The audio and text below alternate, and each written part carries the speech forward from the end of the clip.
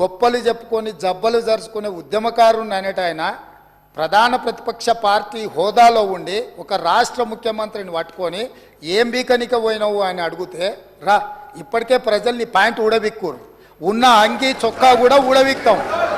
ఇప్పటికే తెలంగాణ ప్రజలు మొన్న జరిగిన ఎన్నికలలో మీ ప్యాంటు ఊడబిక్కిరు. ఇవాళ ఆ ప్యాంటు ఊడబీకితే చెప్పుకునే దిక్కులేక బొక్కబోర్లో పడితే బొక్కలు ఇరిగినాయి మీకు. అయినా మీ బుద్ధి మారలేదు. ఒక ముఖ్యమంత్రిని పట్టుకొని ఏం బీకనిక పోయినావని అడుగుతారా అధ్యక్ష? ఇది పద్ధత? ఈ రాష్ట్రం 4 కోట్ల ప్రజలు ఓట్లేసి గెలిపించిన ముఖ్యమంత్రిని పట్టుకొని ఏం బీకనిక పోయినావని అంటారా అధ్యక్ష? ఇదేనా తెలంగాణ సాంప్రదాయము? ఈరోజు నేను మళ్ళీ అడుగుతున్నా అధ్యక్ష, ఈరోజు మేడిగడ్డ మేడి పండులాక కుంగిపోతే మేడిగడ్డల నీళ్లు నింపడానికి అవకాశం ఉందా అధ్యక్ష? ఇవాళ మీరే సాగునీటి పారుదల శాఖ మంత్రులుగా పనిచేసారు కదా. చంద్రశేఖరరావు గారు, హరీష్ రావు గారు ఇద్దరు సాగునీటి పారుదల శాఖ మంత్రిగా పనిచేసారు కదా అధ్యక్ష. ఈరోజు వాళ్ళకే పెత్తనం ఇస్తాం, వాళ్ళనే చేయమని ఉండ్రి. ఈరోజు ఏ రకంగా మేడిగడ్డలో నీళ్లు నింపుతారో, మేడిగడ్డ నుంచి నీళ్ళు ఎత్తి అన్నారంలో పోస్తారో, అన్నారంలో నుంచి సుందీలలో ఎట్లా పోస్తారో బాధ్యత వాళ్ళని తీసుకోమని ఉన్నారు అధ్యక్ష. మొత్తం కుంగిపోయి కుప్ప కూలిపోతుంటే ఈరోజు అక్కడ నీళ్లు నింపడానికి ఏమాత్రం అవకాశం లేక పూర్తిగా ప్రాజెక్టు దెబ్బతిని ఖర్చు పెట్టిన 94,000 కోట్ల రూపాయలు వృధా అయిపోయి ఈరోజు మొత్తం ప్రాజెక్టే దెబ్బతిన్న పరిస్థితుల్లో ఈరోజు ప్రజల దగ్గరికి వెళ్ళి సమాధానం చెప్పుకోలేక శాసనసభకు రావాల్సిన ఉపనాయకుడు ఇక్కడ సభలోకి రాకుండా పారిపోయి ఈరోజు చర్చ చేద్దామంటే రాకుండా ముఖ్యమంత్రి గారిని పట్టుకొని ఇట్లా మాట్లాడొచ్చా అధ్యక్ష? అందుకే నేను ఒకటే మాట అడుగుతున్నా, మీరు ఇవాళ చర్చకు సిద్ధమైతే పిలువండి. మీ పార్టీ నాయకుడిని, మీ సభాపక్ష నాయకుడిని చర్చ చేద్దాము. రేపు సాయంత్రం వరకైనా కాళేశ్వరం ప్రాజెక్టు మీద, గోదావరి జలాల మీద ఈ ప్రభుత్వం చర్చ చేయడానికి సిద్ధంగా ఉంది. పారిపోయి ఫామ్ హౌస్లో వండుకొని ప్రతిపక్షాలుగా బాధ్యత నుంచి తప్పించుకొని మీ అవినీతి బయటపడుతుందని, కాళేశ్వరంలో మీ దోపిడీలో జైలుకి వెళ్లాల్సి వస్తుందని కేసీఆర్ను చంపుతారా అంటారు. ఎవరికి అవసరం ఉంది అధ్యక్ష చంపాల్సిన అవసరం? సచిన పావును ఎవడైనా చంపుతారా అధ్యక్ష? మొన్నటి ఎన్నికలలో ప్రజలు ఆ పావును చేత్తో కాదు కట్టెతో కొట్టిరు అధ్యక్ష. ఆ పాము ఆల్రెడీ సచ్చింది. సచిన పావును చంపాల్సిన అవసరం మాకే ఉంది అధ్యక్ష. ఈ రోజు సానుభూతి కోసము వీల్ చైర్ నాటకాలు, వీధి నాటకాలు ఏంటి అధ్యక్ష? ఇది ఈ రోజు అవకాశం వచ్చినప్పుడు ఈ సభలో చర్చ చేయడానికి ప్రభుత్వం సిద్ధంగా ఉంది.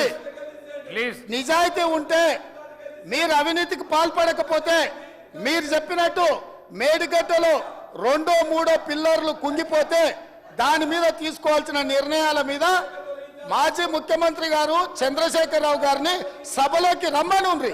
చర్చ చేయడానికి ప్రభుత్వం సిద్ధంగా ఉంది. పారిపోయి అక్కడెక్కడో పోయి ఆడేదో ప్రగల్భాలేంది అధ్యక్ష? రమ్మనుండ్రి సభకు. వాస్తవాల మీద చర్చ చేస్తాం, మొత్తం ఇక్కడ పెడతాం. ఇవాళ ఆయన తప్పించుకుంటాడు, ఈయన వచ్చి ఈడ కొత్త మాటలు చెప్తాడు ఈడ. కాబట్టి అధ్యక్ష, దీని మీద ఇప్పుడు జరుగుతున్న చర్చ దేని మీద జరుగుతుందో ఆ విషయం మీద చర్చించమని ఉంది. ఎట్లాగూ సాగునీటి ప్రాజెక్టుల మీద శ్వేతపత్రం పెట్టడానికి మా ప్రభుత్వం సిద్ధంగా ఉంది.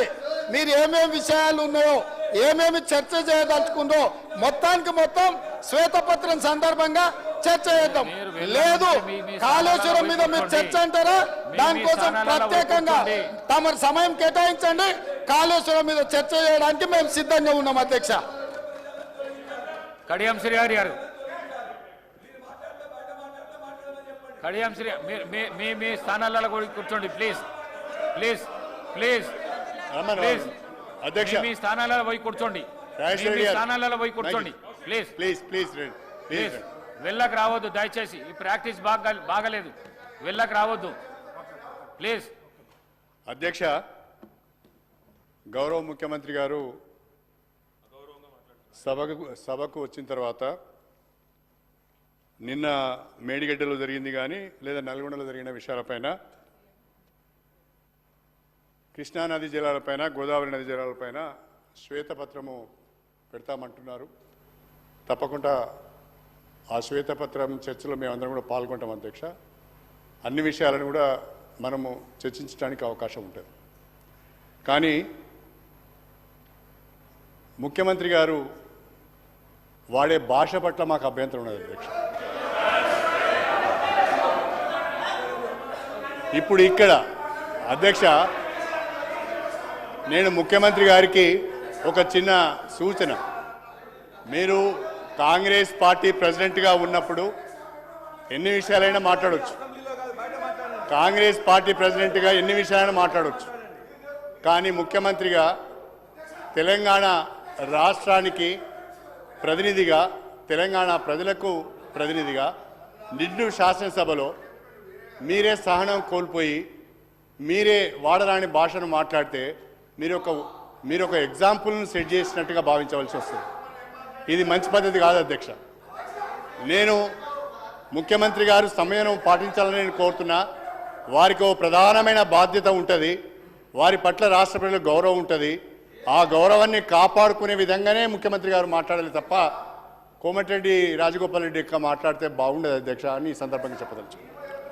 రాజగోపాల్ రెడ్డి గారు నా వ్యక్తిగతంగా నా పేరు తీసుకొని మాట్లాడండి.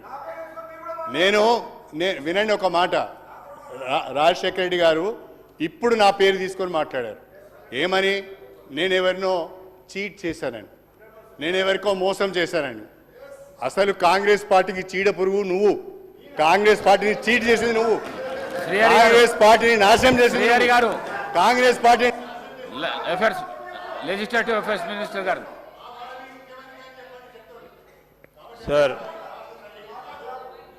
సార్ నేను కడియం శ్రీహరి గారు చెప్పిన మాటలకు సంబంధించి అధ్యక్ష ఈరోజు వారిని కోరుతా ఉన్నాం. ఒక సీనియర్ శాసనసభ్యుడు కనుక గౌరవ ప్రతిపక్ష నాయకులు కూడా ఇక్కడ మాట్లాడినా, అసెంబ్లీలో మాట్లాడినా, అసెంబ్లీ బయట మాట్లాడినా కానీ వారు చెప్పిన దాంట్లోనే, వారిలో ఉన్న సీనియర్ శాసనసభ్యుడు చెప్పిన దాంట్లో ఒక ఉదాహరణగా నిలబడాల్సిన అవసరం ఉంటుంది అధ్యక్ష. ముఖ్యమంత్రి గారిని, మంత్రులందరినీ కూడా, శాసనసభ్యుల అందరినీ కూడా ఆ విధంగా మాట్లాడటం అనేది సరికాదని వారే చెప్పారు. ముఖ్యమంత్రి గారు మాట్లాడొద్దు అంటున్నారు, సరే. మాట్లాడినప్పుడు ప్రతిపక్ష నాయకులు కూడా బయట కానీ లోపల కానీ మాట్లాడాల్సిన అవసరం ఉంటుంది అధ్యక్ష. ఒక ఉదాహరణ నిలవాల్సిన సుదీర్ఘ రాజకీయ అనుభవం ఉన్న వ్యక్తి